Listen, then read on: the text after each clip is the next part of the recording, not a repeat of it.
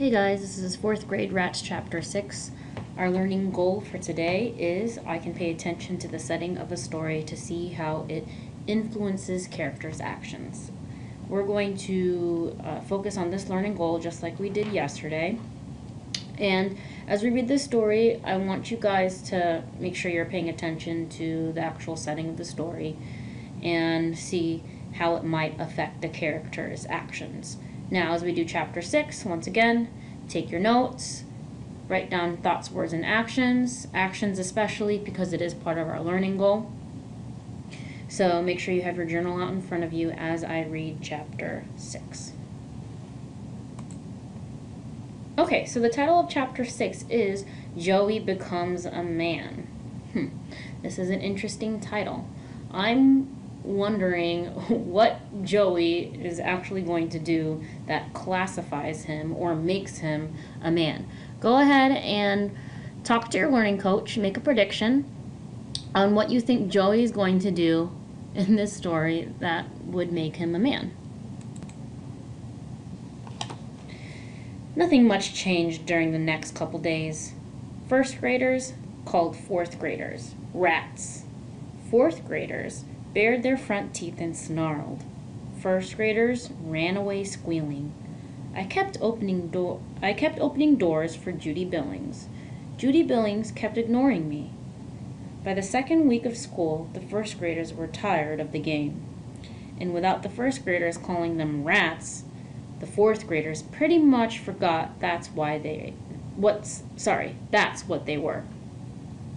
Except for Joey Peterson.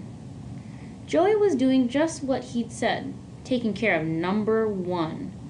I don't mean he went around kicking people in the kneecaps. I mean, he did things pretty much his own way. He didn't care what anyone else thought. One day in class, we had pretend elections to learn how government works. Joey nominated himself for President of the United States. Then he voted for himself. He even looked different. He got his hair cut practically down to the numbs, like Marine boot camps, he said. And he started wearing one of his father's old sweatbands around his head. He got a black marker and wrote number 1 on it. Joey was on his way to becoming a man. In fact, I think I saw him become a man before my very eyes. On a Thursday at the schoolyard. It was after lunch.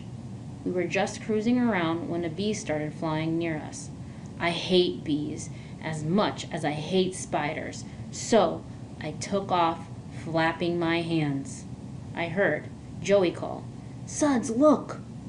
I turned. What? Look! He was holding out his arm. I couldn't see anything.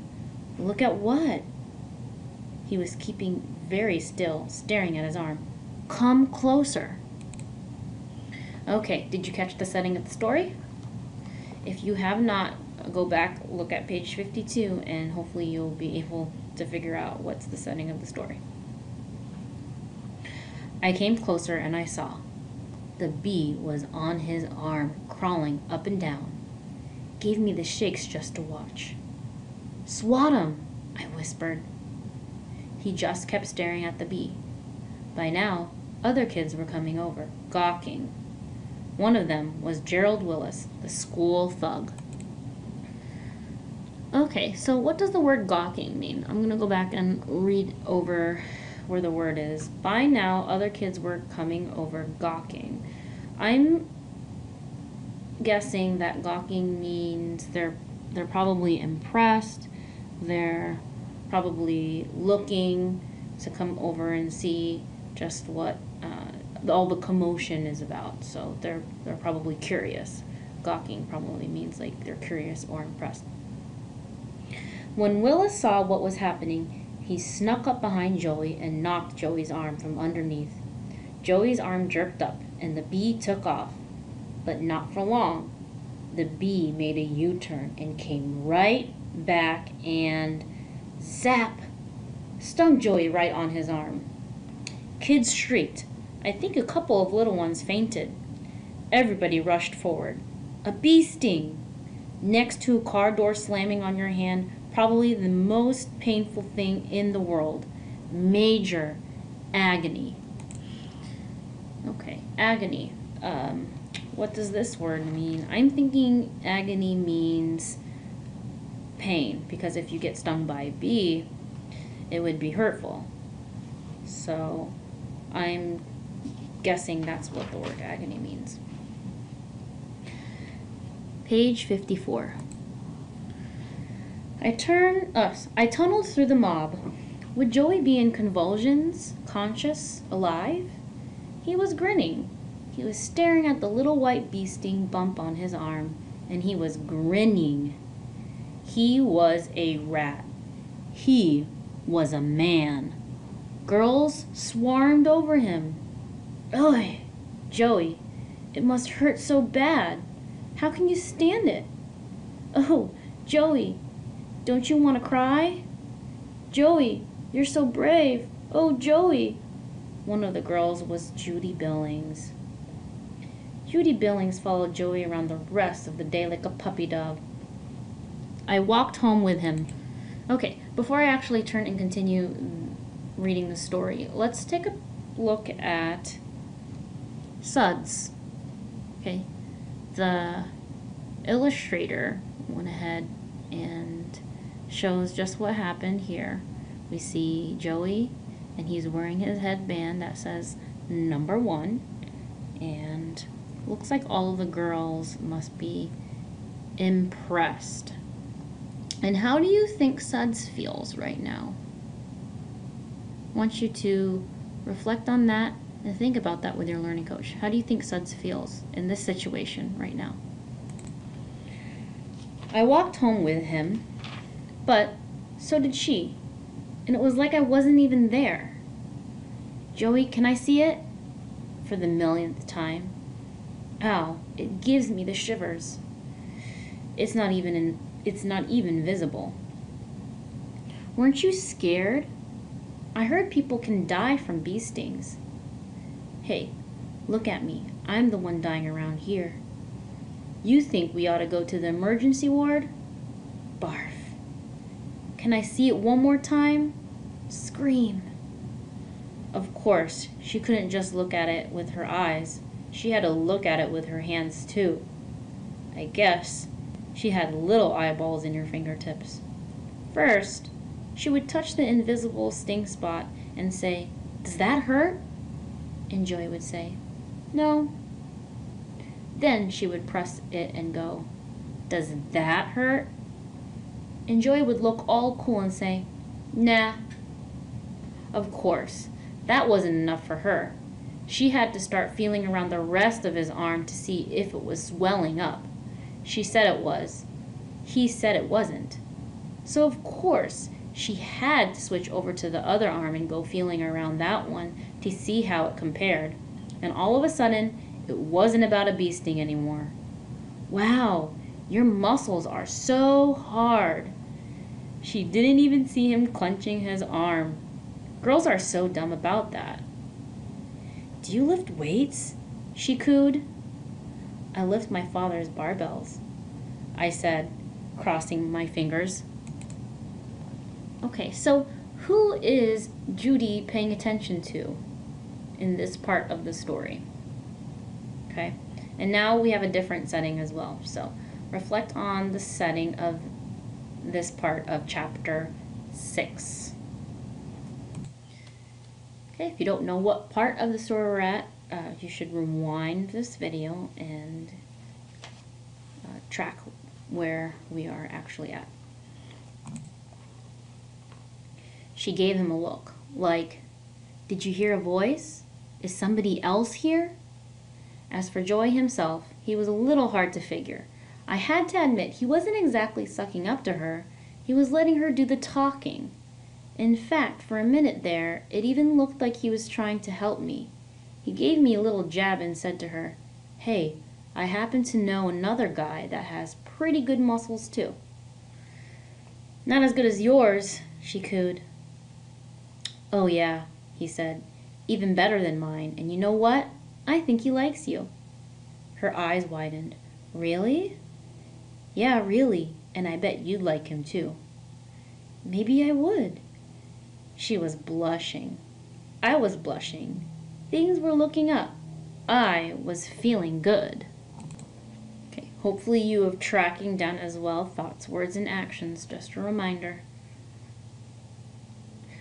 Page 59. Joey shot me a quick grin. Want me to tell you who it is? My face was burning. Tell her. Don't tell her. Tell her. Don't tell her. She gave him a shy smile. You don't have to. I don't, he said. No. How's that? Because I already know who it is.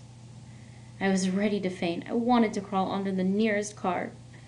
Joey poked me again. Yeah? Who do you think it is? She giggled. She blushed even redder. She looked up and down the street. She cupped her hands and whispered into his ear. When she pulled away, she giggled again. He just gawked at her. She whispered. Okay, before I keep on reading, let's take a look at this picture. Okay, so looking at Suds's reaction to the discussion going between Joey and Judy, it doesn't seem like Suds is too pleased. You can see it in his expression. So I want you to make a prediction. What do you think Joey is going to say to Suds?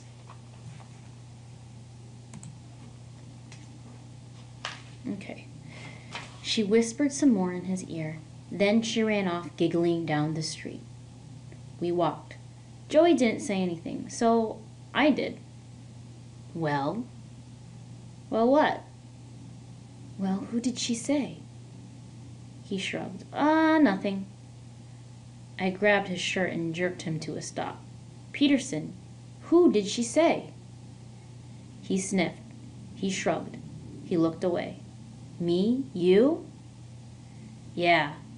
She thought I was making it up about somebody else liking her, 'cause I was afraid to say it was me. I let his shirt go. Oh, great. Good friend you are. He screeched. What could I do? I was trying to help you. Yeah, big help. I didn't hear you telling her she was wrong. I didn't hear you say you don't like her. I don't. You know it. You can have her all you want. Traitor, I said. Suds. Traitor. I went to the other side of the street. After a while, he called, Suds, it's Friday. Stay over my house tonight. Never, I said. Okay, so let's go back and look over our learning goal. I could pay attention to the setting of a story to see how it influences characters' actions. Now, we're going to have another ticket out. The setting of the story is blank. Suds is blank. I think this because blank. Okay, sorry. You know what? I decided to change it. So this is what I'm going to do instead. I changed story to make it more specific. I changed it to chapter 6. And instead of Suds, we're going to focus on... I lied. We're going to still focus on Suds because I should have told you that in the beginning. But I'll use Joey as an example. But I changed it to chapter 6. So the setting of chapter 6 is blank. Suds is blank. I think this because blank. So what is the setting of chapter 6? Now you could pick two different settings. You could either pick the beginning of chapter 6 or the end portion of chapter 6. And let me use Joey as an example. Okay, so my example. The setting of chapter 6 is them walking home after school. And I think Joey is uncertain. I think this because on page 61, he was afraid to tell Judy it was him that likes her. So he was a bit hesitant or uncertain about telling Judy that he liked her. So now, what do you think? What do you think about Suds in this chapter? Okay, we haven't seen this side of him. At least I haven't seen this side of him yet. So write that out as your take it out. Make sure it's in your journal, or you can type it out if you would like. And that's it for chapter 6. We will move on to chapter